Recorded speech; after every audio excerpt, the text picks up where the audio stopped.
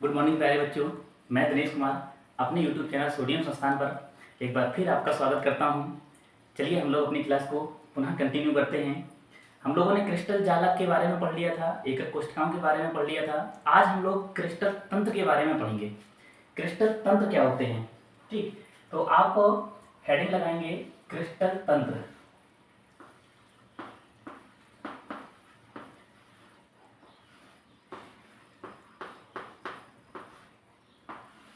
Crystal तंत्र आप heading लगाएंगे, ठीक है। इसमें क्या होता है, जो किसी भी क्रिस्टल जालक के 6 पैरामीटर होते हैं। आपको मैं बता दे रहा हूँ पैरामीटर क्या होते हैं।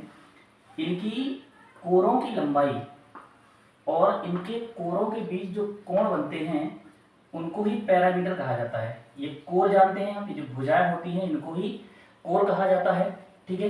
तो इनके कोरों की लंबाइयाँ और इनके बीच में जो कोण बनते हैं वो सब क्या कहलाते हैं, इसके पैरामीटर कहलाते हैं। इन्हीं पैरामीटर के आधार पर जो क्रिस्टल जालक होते हैं वो अलग अलग संरचना के होते हैं, ठीक है। संरचना के आधार पर अलग अलग के होते हैं, उनको ही क्रिस्टल तंत्र कहा जाता है। तंत्र कितने प्रकार के बनेंगे वो, ठीक है। देखिए जैसे कि ये इसकी भुजा है, इसको हम ए मान लेते हैं, इसको बी मान लेते हैं और इसको सी मान लेते हैं। ये जो ऊपर की ओर गई, ठीक है। आपको ध्यान देना है, हर बार हम इन्हीं को, इस वाली को ही ए मानेंगे, इसको बी मानेंगे, इसको सी मानेंगे। इसके बाद ये तो 3 कोर हो गए। आपको ये जो बी और सी के बीच का कोण होगा इसको अल्फा लिखना है। ए और सी के बीच का जो कोण है इसको बीटा लिखना है, ठीक है। ए और सी के बीच के कोण को आप क्या लिखेंगे, बीटा लिखेंगे। और ए और बी का जो कोण होगा इसको आप गामा लिखेंगे। ऐसे ही आपको लिखना है, ठीक है। याद भी रखना है कि इधर आप पहले कोण लिखेंगे ए बी सी, इस क्रम में लिखेंगे। इसके बाद आप कोण लिखेंगे alpha beta gamma. Alpha beta gamma आप इस क्रम में लिखेंगे और ए बी सी आप यहाँ से शुरू करके ऐसे लिखेंगे, ठीक है। इतना याद रखना है कि बी और सी के बीच में हमेशा अल्फा होगा, ए और सी के बीच में हमेशा बीटा होगा, बी और ए के बीच में हमेशा गामा होगा, ठीक है। क्योंकि ये चीज़ें आपको अभी जब हम तंत्र पढ़ेंगे तो उसमें सहयोग करेंगे, ठीक है। चलिए अब हम लोग क्या करते हैं, तंत्रों के बारे में पढ़ते हैं, ठीक है। इसमें आपका सबसे पहला तंत्र जो होता है उसको हम बोलते हैं घनीय क्रिस्टल तंत्र। क्या बोलते हैं, घनीय क्रिस्टल तंत्र, ठीक है। तो ये होता है घनीय। अभी जो मैंने आपको बनाया हुआ था ये होता है एक घन होता है, ठीक।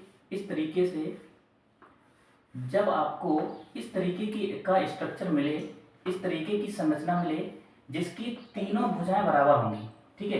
ए बी सी ये तीनों भुजाएं बराबर होंगी, यानी ए बराबर होगा बी के और बी बराबर होगा सी के। तीनों भुजाएं बराबर होंगी और इनके बीच की जो कोण होंगे ये अल्फा वाला और ये बीटा वाला और ये गामा, ठीक।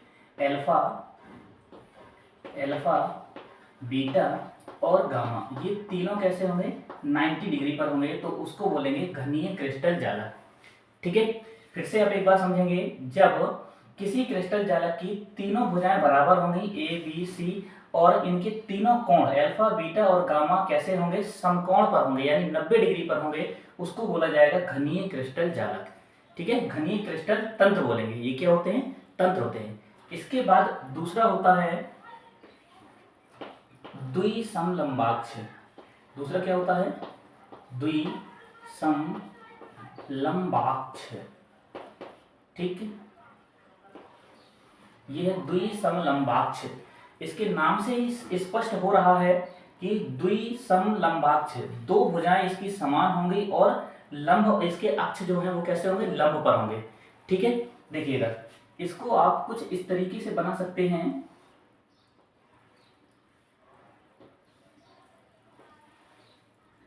ऐसे आपको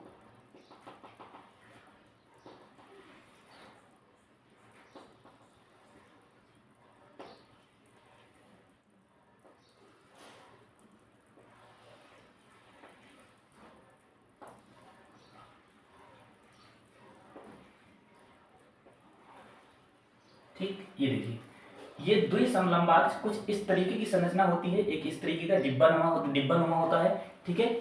इसमें आप ध्यान से देखेंगे ये वाली ए भुजा है, ठीक है। ये नहीं, ये वाली आपकी ए भुजा मान लेते हैं, ठीक है, हाँ ये वाली ठीक है, इसको ए मान लेते हैं, और ये अंदर साइड को जो गई है ये बी है, और ये जो ऊपर की ओर गई है ये कौन सी है, सी है। ठीक है, तो आप इसमें ध्यान से क्या देखेंगे कि ए और बी तो इसकी बराबर है, लेकिन सी जो है ये बराबर नहीं है। यानी कि आप यहाँ लिखेंगे, इसमें क्या होता है, ए बराबर बी होता है, लेकिन जो सी है ये इनके बराबर नहीं होता है। द्विसमलंबाक्ष में दो भुजाएं बराबर होती है, तीसरी भुजा इनके बराबर नहीं होती है।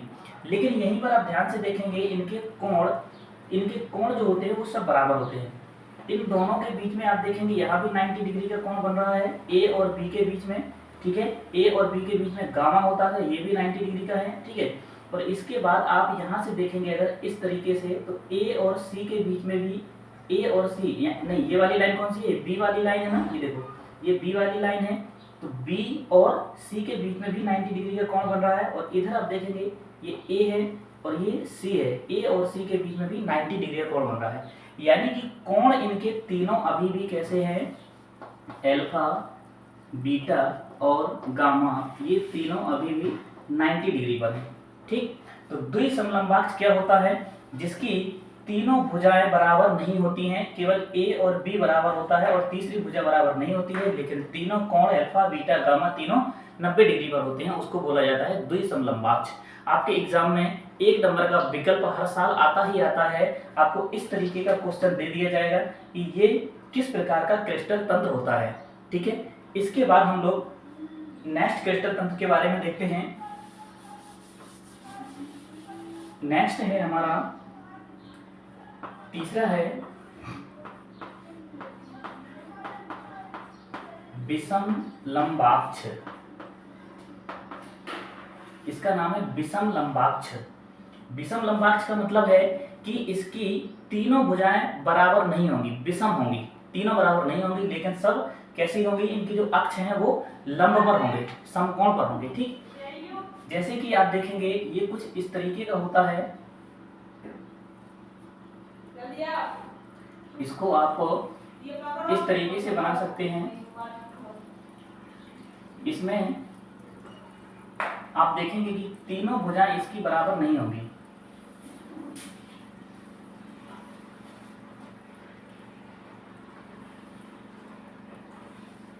ये कुछ इस तरीके की संरचना होती है, आप इसको ध्यान से देखिए। ठीक है, इसमें आप देखेंगे कि तीनों भुजाएं इसकी बराबर नहीं है, ये ए है, ये बी है, ये जो ऊपर की ओर गई है ये कौन सी है, सी है। ठीक है, इसको आप लिखेंगे ए, बी और सी। तो इसकी तीनों भुजाएं बराबर नहीं है, ये कुछ ज़्यादा बड़ी है, ये थोड़ा छोटी है, ये इससे भी ज़्यादा बड़ी है। तो आप इसमें लिखेंगे विषमलंबाक्ष में ए, बी और सी। ए बी के बराबर नहीं होता, बी सी के बराबर नहीं होता, ना ही सी ए के बराबर होता है। यानी कि तीनों भुजाएं इसकी बराबर नहीं होती, तीनों कोण बराबर नहीं होंगे, लेकिन इनकी जो कोण होते हैं अल्फा, बीटा, गामा, ये अभी भी 90 डिग्री पर ही होते हैं, समकोण पर ही होते हैं। आप ध्यान से देखेंगे इनके बीच का कोण भी 90 डिग्री है। ठीक है, इसके बाद ए और सी के बीच का कोण भी 90 डिग्री है, बी और सी के बीच का कोण भी 90 डिग्री है। तो ये है विषमलंबाक्ष, जिसकी तीनों भुजाएं तो बराबर नहीं होंगी, लेकिन कोण कैसे होंगे, सब 90 डिग्री पर होंगे। ठीक, विषमलंबाक्ष होता है। इसके बाद आप देखेंगे विषमलंबाक्ष के बाद अगला होता है हमारा चौथा नंबर, जिसको बोला जाता है एक नताक्ष। क्या बोलेंगे हम, एक नताक्ष। ठीक, एक नताक्ष, इसको आप ध्यान से देखेंगे, इसमें क्या होता है,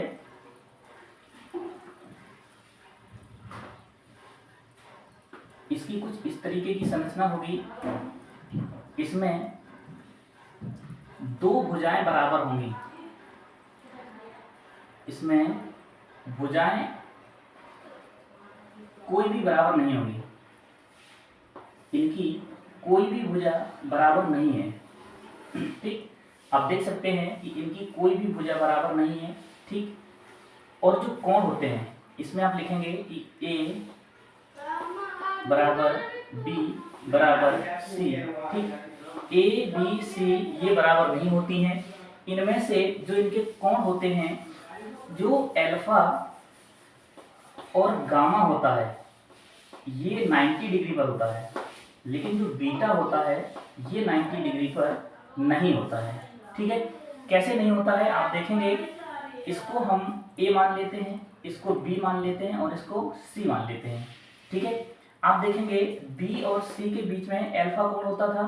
ठीक, यहाँ पर बी और सी के बीच में अल्फा कोण है, तो आप देखेंगे ये एक इस तरीके का फर्श है और फर्श के जस्ट ऊपर इस तरीके से 90 डिग्री पर एक सी भुजा गई हुई है। ठीक है, तो इसके बीच में आप 90 डिग्री का कोण देख सकते हैं, ये 90 डिग्री का कोण है। और इसी तरीके से आप देखेंगे कि जो ए और बी होगी हमारी, आप इसको कहाँ देख सकते हैं, यहाँ देख सकते हैं। ठीक, ये ए है और ये बी है। ए और बी इन दोनों को भी आप देखेंगे क्या है, ये इस तरीके से ये 90 डिग्री पर है। ये दोनों भी लगभग समकोण पर होते हैं। लेकिन जो गामा कोण होता है, एक मिनट, आपको हमें देखना था ए और सी को देखना है। हमें किसको देखना है, ए और सी को देखना। आप यहाँ देख सकते हैं, यहाँ पर इस वाले में आप देखेंगे, इसमें ये ए भुजा है और ये ऊपर की ओर जो गई है ये कौन सी है, सी भुजा है। यहाँ आप ध्यान से देखेंगे तो यहाँ भी 90 डिग्री का कोण बन रहा है, ये होता है बीटा। ठीक है, तो बी और सी के बीच में अल्फा कोण और ए और सी के बीच में जो बीटा कोण है ये क्या है, 90 डिग्री पर है। लेकिन जो ए और बी के बीच में आप देखेंगे, ए और बी के बीच में आप देखेंगे ये 90 डिग्री का कोण नहीं बन रहा है, ये कुछ इस तरीके से है, ये 90 से ज़्यादा का है। ये क्या है, 90 डिग्री से ज़्यादा का है। तो एक नताक्ष में क्या होता है, दो कोण तो 90 डिग्री पर होते हैं लेकिन तीसरा कोण 90 डिग्री पर नहीं होता है। ऐसा क्रिस्टल तंत्र जिसकी तीनों भुजाएं बराबर नहीं होती हैं, जबकि केवल दो कोण 90 डिग्री पर होते हैं, तीसरा कोण भी 90 डिग्री पर नहीं होता है, उसको बोला जाता है एक नताक्ष। ठीक, इसके बाद आप देखेंगे अगला होता है हमारा त्रिनताक्ष। अगला कौन सा है, पांचवा है, जिसको बोला जाता है त्रिनताक्ष। ठीक, त्रिनताक्ष में क्या होगा, इसकी ना तो तीनों भुजाएं बराबर होंगी और ना ही तीनों कोण बराबर होंगे। ठीक, कैसे होगा ये देखिए, ये कुछ इस तरीके से हो सकता है।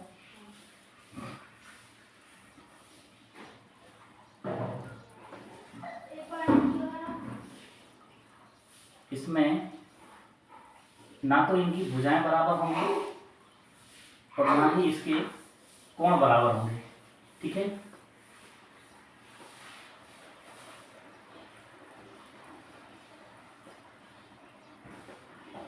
इस तरीके से आप देखेंगे ये कुछ इस तरीके की संरचना होती है, थोड़ा और पतला होता है। ठीक है, ये लगभग सेम से ही होते हैं, लेकिन इनको आपको क्या करना है, ये ए है, ये बी है और ये सी है।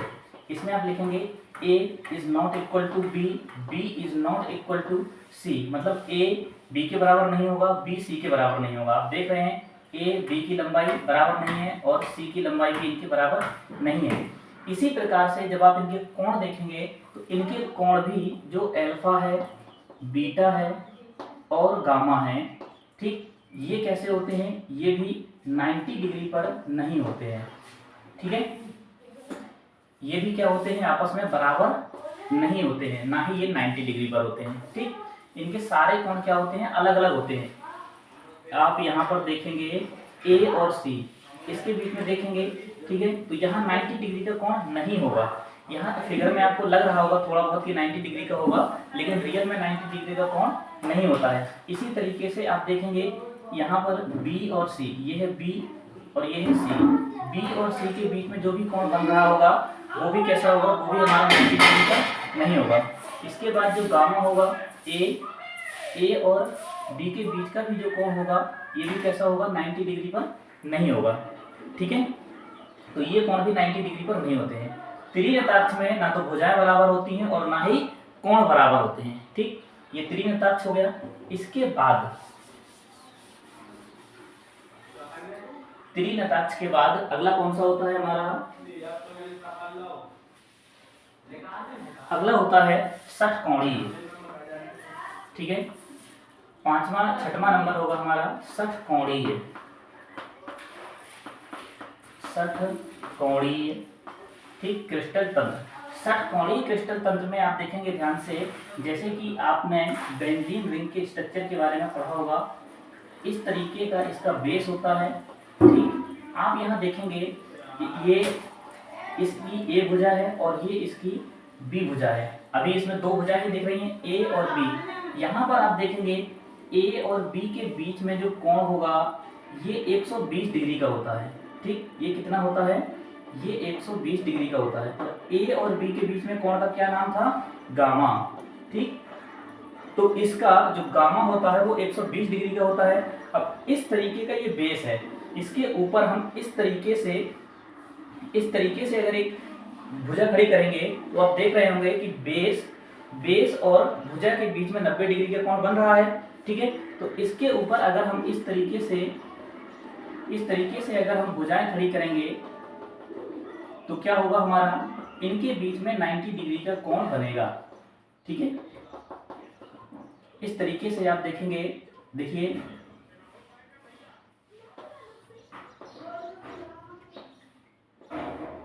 इस तरीके से ये हो गया।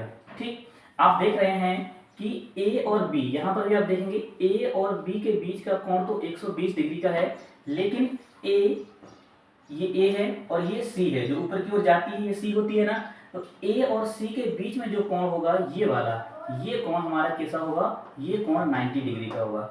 इसी प्रकार से बी और सी के बीच का जो कोण होगा, आप यहाँ देख सकते हैं अच्छे से, ये बी है और ये सी है, तो बी और सी के बीच का कोण भी कैसा होगा, ये भी 90 डिग्री का होगा।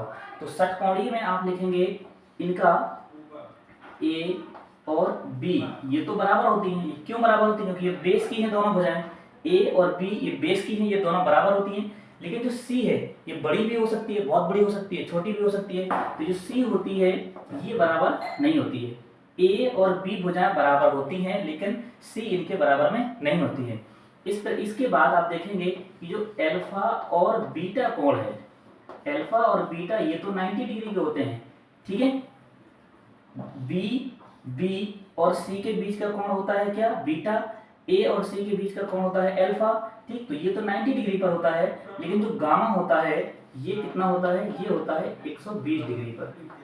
ठीक, तो षटकोणीय क्रिस्टल तंत्र इस तरीके का होता है। आपके एग्जाम में सिर्फ आपके एग्जाम में ये फिगर बन के नहीं आता है। आपके एग्जाम में इतना लिखा होता है ए बराबर बी, लेकिन सी बराबर नहीं है, और अल्फा बराबर बीटा 90 डिग्री के हैं और गामा 120 डिग्री का है। तो ये किस प्रकार का क्रिस्टल तंत्र है, आपको इतना याद रखना है।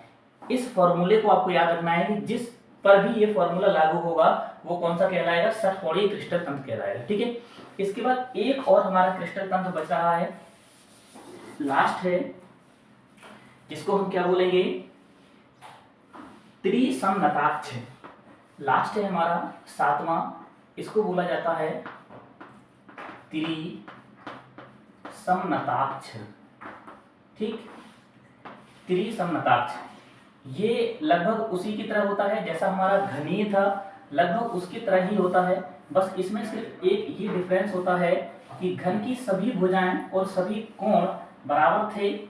इसमें क्या होगा, इसकी सभी भुजाएं तो बराबर होंगी, लेकिन सभी कोण इसके समकोण पर नहीं होंगे। इसको आप ध्यान से देखेंगे, ये कुछ इस तरीके का होता है। ठीक, ये इसका ए हो गया, ये बी हो गया, ये सी हो गया। इसमें त्रिसमनताक्ष होता है, इसमें ए बराबर बी बराबर सी होते हैं। ठीक है, मतलब कि इसके जो कोण होते हैं, कोणों की लंबाइयां बराबर होती हैं, ए बी सी ये सब बराबर होते हैं। ठीक, लेकिन जो अल्फा बीटा और गामा होते हैं ये 90 डिग्री पर नहीं होते, बस यानी कि समकोण पर नहीं होते हैं।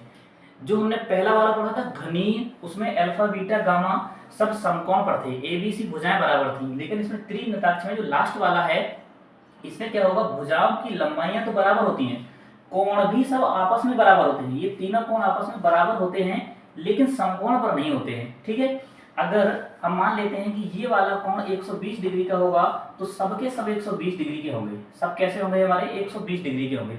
अगर एक कोई कोण 112 का है, 90 से कम का है या 90 से ज्यादा का है, कुछ भी हो सकता है, लेकिन 90 डिग्री पर नहीं होगा। ठीक है, तो इस प्रकार से ये हमारे सारे क्रिस्टल तंत्र हो गए हैं। आपको क्या करना है, इन क्रिस्टल तंत्रों की स्ट्रक्चर को ध्यान से देखना है और इनको रिवाइज करना है। ठीक है, क्योंकि आपके एग्जाम में चित्र नहीं आता है, आपके एग्जाम में सिर्फ इस तरीके से पूछता है। देखिए मैं आपको एक बार यहाँ पर रिवाइज करा दे रहा हूँ सारे के सारे। पहला वाला हमारा क्या था, जब आपको a बराबर c, a बराबर b बराबर c और अल्फा बराबर बीटा बराबर गामा बराबर 90 डिग्री पर होगा। तो इसको क्या बोलते हैं? इसको बोलते हैं घनीय क्रिस्टल तंत्र। ठीक है, जब इस तरीके का स्ट्रक्चर मिलेगा इसको घनी बोलेंगे। इसके बाद दूसरे वाला आप देखेंगे ए बराबर बी होगा, लेकिन सी इनके बराबर में नहीं होगा। अल्फा, बीटा और गामा ये तीनों के तीनों 90 डिग्री पर होंगे। ठीक, जब इस तरीके का स्ट्रक्चर होगा तो इसको बोला जाता है द्विसमलंबाक्ष। द्विसमलंबाक्ष, इसको क्या बोलेंगे हम? द्विसमलंबाक्ष बोलेंगे। इसके बाद तीसरे वाले में क्या था? जब आपका ए, बी और सी ये तीनों भुजाएं बराबर नहीं होंगी, लेकिन अल्फा, बीटा, गामा ये कैसे होंगे? ये अभी भी समकोण पर होंगे। ठीक है, जब तीनों भुजाएं बराबर नहीं होंगी लेकिन कोण समकोण पर होंगे तो इसको बोला जाता है विषम लंबाक्ष। इसको हम क्या बोलेंगे? विषम लंबाक्ष।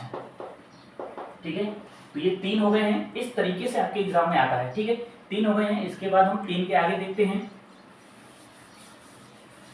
इसके बाद हम क्या करेंगे? चौथा देखेंगे। चौथे वाले में क्या होता है? जब आपका ए, बी, सी ये तीनों एक दूसरे के बराबर नहीं होंगे। अल्फा और गामा क्या होंगे? ये 90 डिग्री पर होंगे, लेकिन जो बीटा होगा ये 90 डिग्री पर नहीं होगा। ठीक, ए, बी, सी तीनों कोरों की लंबाइयां बराबर नहीं होंगी। अल्फा और गामा 90 पर होगा, लेकिन बीटा 90 पर नहीं होगा। तो इस प्रकार के तंत्र को बोला जाता है एक नताक्ष। क्या बोलेंगे इसको? एक नताक्ष।